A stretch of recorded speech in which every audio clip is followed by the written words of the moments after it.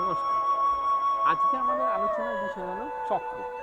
চক্র অর্থাৎ হুইল বা চাকা। এটা এসছে একটা সংস্কৃত শব্দ চক্র থেকে। চক্র কি না, আমাদের শরীরের সেন্ট্রাল নার্ভাস সিস্টেম অর্থাৎ কিনা স্পাইনাল কর্ড বরাবর মূলাধার চক্র, একদম টেল বোন অর্থাৎ সিদ্ধারের একদম শেষ অংশ থেকে আর মাথার ওপরে ব্রহ্মতালুতে সহস্রার চক্র অবধি 7টি প্রধান চক্র আছে। এছাড়া আমাদের শরীরে আরও অনেক মাইনর চক্র আছে, যেগুলো আপাতত আমাদের বিবেচ্য বিষয় নয়। এই 7টা যে প্রধান চক্র, এই 7টা চক্রের প্রত্যেকটা রং আলাদা এবং প্রত্যেকটা এক একটা আলাদা বীজ মন্ত্র আছে, যেমন হং, লং, রং ইত্যাদি। এই চক্র সম্বন্ধে বিরাট আলোচনা আছে আমাদের তন্ত্রশাস্ত্র এবং যোগশাস্ত্রে।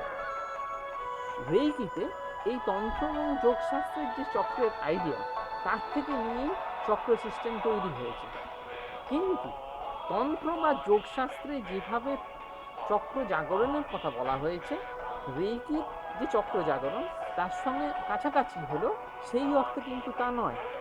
আমরা কলিযুগের সংসারী মানুষ, আমাদের ক্ষেত্রে প্রতিনিয়ত বিবিধ জিনিস করতে হচ্ছে, আমরা সংস্পর্শে আসছি।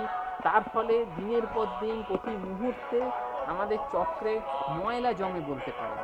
এই যে ময়লা জমে, তার কারণে চক্রগুলোর ডিফর্মিটিস হয়, তার রং চেঞ্জ হয়, তার স্পিড চেঞ্জ হয় এবং তার ঘোরার দিকও পরিবর্তন হয়ে যেতে পারে।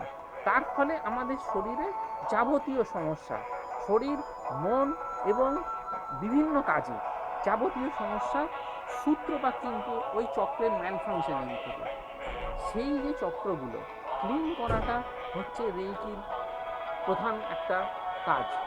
আপনি রেইকি যদি প্র্যাকটিস করেন, আপনাকে অন্তত ফার্স্ট ডিগ্রি চ্যানেল হতে হবে। সেকেন্ড বা থার্ড ডিগ্রিতে আরও ভালোভাবে আপনি এই চক্রগুলো পরিষ্কার করতে পারবেন, তার ডিফর্মিটিস দূর করতে পারবেন এবং যত এগুলো পরিষ্কার এবং ঠিকভাবে কাজ করতে লাগবে, আপনার শারীরিক এবং বিভিন্ন জীবনের বিভিন্ন ক্ষেত্রে যে আপনি বাধার সম্মুখীন হচ্ছেন, সেগুলো আস্তে আস্তে কমতে থাকবে। ভরসা রাখুন, চেষ্টা করুন, নিশ্চয়ই ফল পাবেন। নমস্কার।